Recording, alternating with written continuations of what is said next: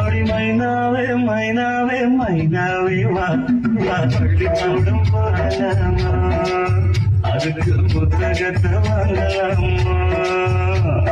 சொல்லி சொல்லி கேட்கலாமா மனச சுத்த விட்டு பார்க்கலாம்